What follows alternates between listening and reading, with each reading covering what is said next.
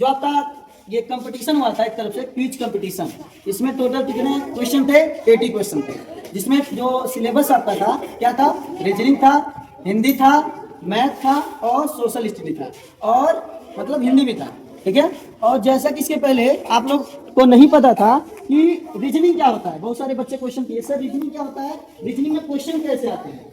जब आप उस दिन आप वन डे, इसको हम एक तरफ से भी बोल सकते हैं वन डे कंपटीशन एग्जाम, जब आप उस दिन दिए वन डे कंपटीशन एग्जाम या क्विज कंपटीशन, तो उस दिन आपको पता चल गया कि रीजनिंग क्या होता है। फिर उसमें आपको ये भी नहीं पता था कि अनुच्छेद क्या होता है, ठीक। उस दिन जब आप दिए तो आपको ये भी पता चल गया अनुच्छेद क्या होता है, यानी कि बहुत सारी जानकारियां आपको पहले पता नहीं थी, लेकिन उस दिन जब आप क्विज कंपटीशन दिए तो आपको पता चल गया कि बहुत सारे क्वेश्चन का आंसर हम करते कैसे हैं, और बहुत सारी जो आपको जानकारियां नहीं पता थी उनका आंसर भी आपको पता चल गया।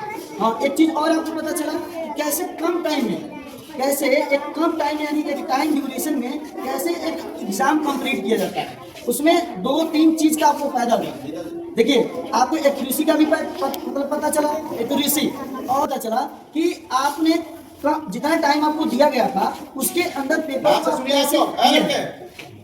आप उसके अंदर पेपर को कैसे किए हैं। हर चीज के दो पहलू होते हैं, एडवांटेज होता है, डिसएडवांटेज होता है, लेकिन इस क्विज कंपटीशन का कोई डिसएडवांटेज है ही नहीं, 0% डिसएडवांटेज, केवल एडवांटेज ही एडवांटेज।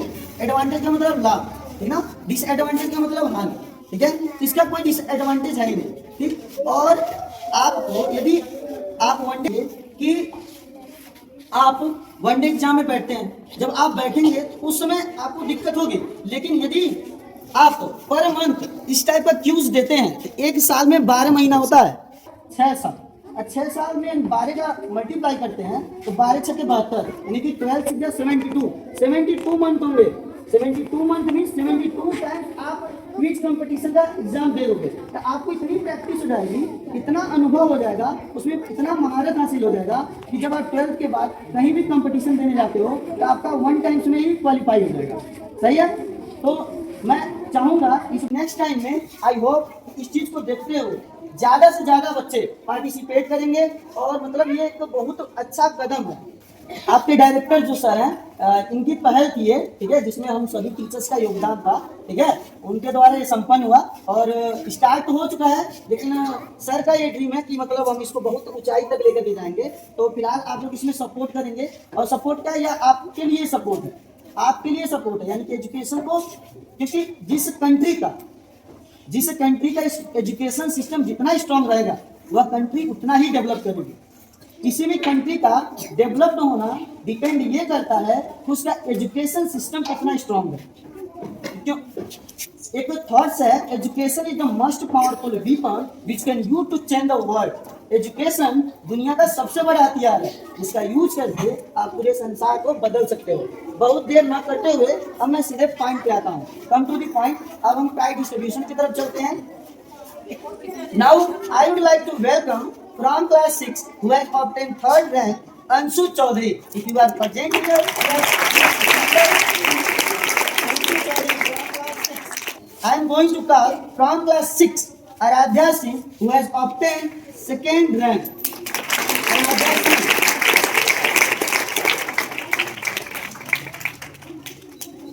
तालियां बजाते रहिए आप लोग।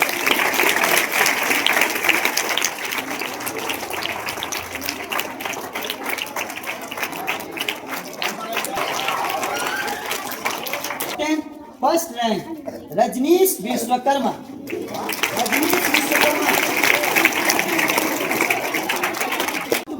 I am going to inform to next class 7. I would like to call from class 7 Khushi Singh who has obtained 3rd rank. Khushi Singh from class 7.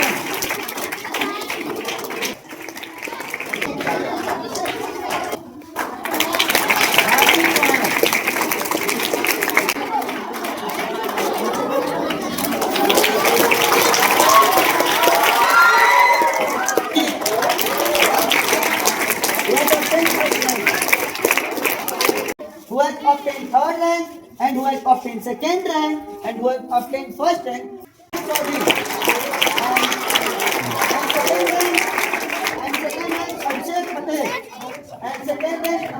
Patel. First rank Divyanshu Patel. First rank Divyanshu Patel.